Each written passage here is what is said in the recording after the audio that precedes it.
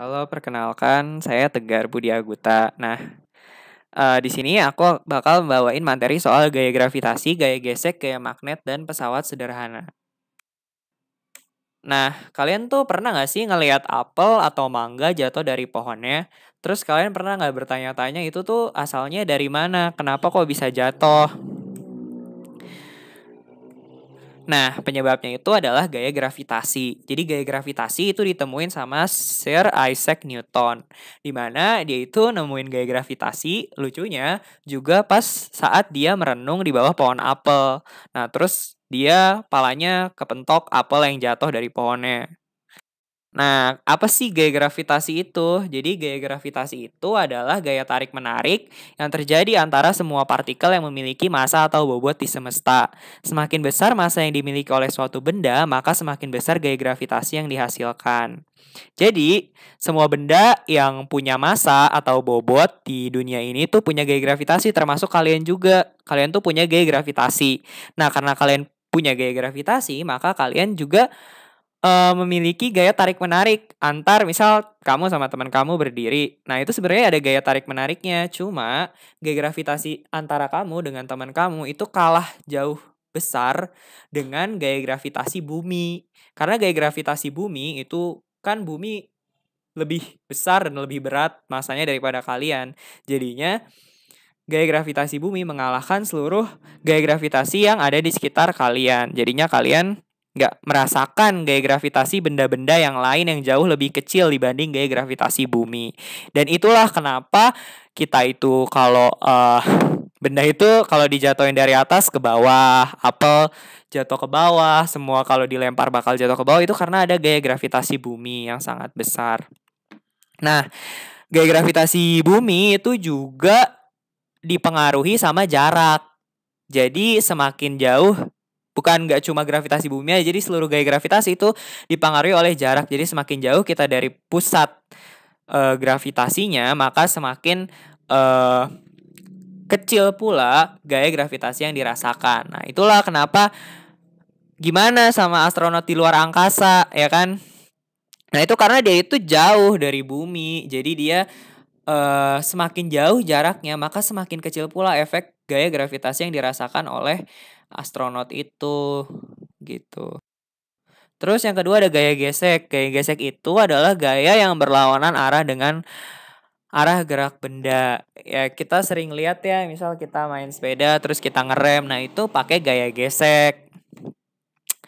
Jadi gaya gesek itu mempunyai manfaat. Manfaatnya apa aja? Yaitu menghentikan benda yang sedang bergerak, menahan benda agar tidak bergeser, menghasilkan panas. Misal kita ngusap-ngusap tangan kita gitu kan buat ngangetin badan kita.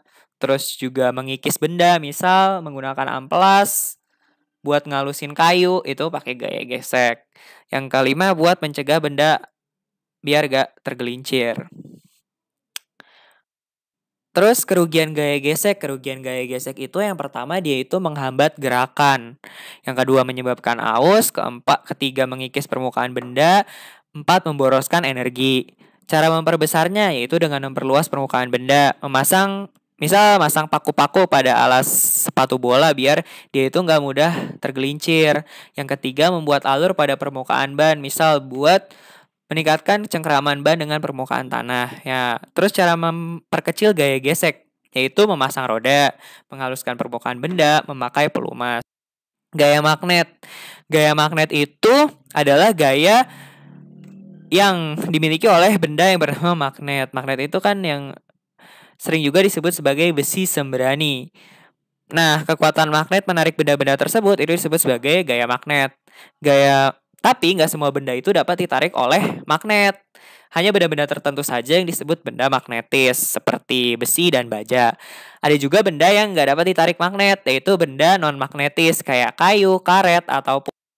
Nah, ini nih contoh-contoh dari benda magnetis dan non-magnetis yang ada di kehidupan sehari-hari. Paku, penjepit kertas, peniti, silet, ini kan dari besi biasanya ya. Jadinya dia magnetis.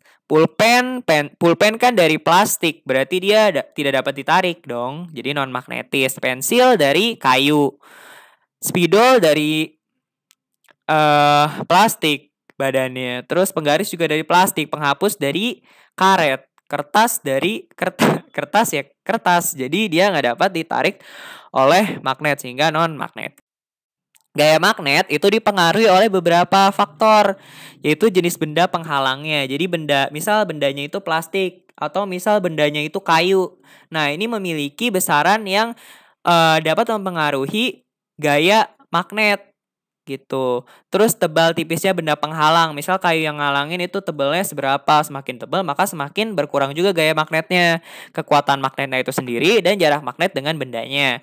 Magnet itu punya dua kutub, yaitu kutub utara dan selatan. Kalau sesama kutub dipertemukan, misal utara dengan utara, maka akan saling tolak menolak. Tapi kalau berlawanan, misal utara dan selatan, dia bakal tarik menarik. Magnet itu ada magnet alam dan juga magnet buatan. Terus penggunaan gaya magnet ada di lemari es, tempat pensil, bel listrik, ujung gunting, papan catur, kompas, dan dinamo sepeda. Pesawat sederhana. Nah, pesawat sederhana ini adalah semua jenis alat yang digunakan manusia untuk memudahkan pekerjaannya. Karena kesederhanaannya inilah maka disebut sebagai pesawat sederhana. Nah, pesawat sederhana itu dibedakan menjadi 4, yaitu tuas, bidang miring, katrol, dan roda gigi. Empat-empatnya punya kelebihan dan keuntungannya masing-masing. Yang pertama ada tuas. Tuas itu dia biasanya digunakan ketika kita hendak menggeser suatu benda yang berat. Misal memindahkan batu yang berukuran besar, kita bisa menggunakan tuas tersebut. Nah, tuas itu ada beberapa macamnya nih, kayak jungkat-jungkit, sekop, tang, pemotong besi, dan sebagainya. Terus ada bidang miring. Bidang miring ini biasanya memiliki keuntungan untuk memindahkan benda ke tempat yang lebih tinggi dengan gaya yang lebih kecil. Misal kita nggak usah repot-repot gitu kan bawa benda ke lantai yang jauh ke atas, dibawa manual. Nah, bisa dengan bidang miring. Bidang miring ini tapi kelemahannya itu jarak tempuhnya semakin besar. Karena dia kan menggunakan prinsip Pythagoras tuh bidang miring. Terus yang ketiga ada roda berporos, yaitu roda yang dihubungkan dengan sebuah poros dan dapat berputar bersama-sama. Roda berporos itu merupakan salah satu jenis pesawat sederhana yang banyak ditemukan di setir mobil, setir kapal, roda sepeda, roda kendaraan bermotor, dan gerinda. Ada katrol. Katrol itu dia roda yang berputar pada poros. Biasanya katrol itu terdapat tali atau rantai sebagai penghubungnya. Nah, katrol tuh biasanya dibagi menjadi 3, yaitu katrol tetap, bebas, dan majemuk. Dimana nih yang paling kiri katrol tetap itu dia kenapa disebut tetap? Karena dia itu nggak berpindah saat diberikan gaya. Contohnya kayak tiang bendera kan pas ditarik atau dilepaskan dia nggak berpindah, katrolnya tetap aja di atas. Tapi kalau katrol bebas itu ketika diberi beban dia bakal berpindah posisinya, terpengaruh oleh gaya gitu.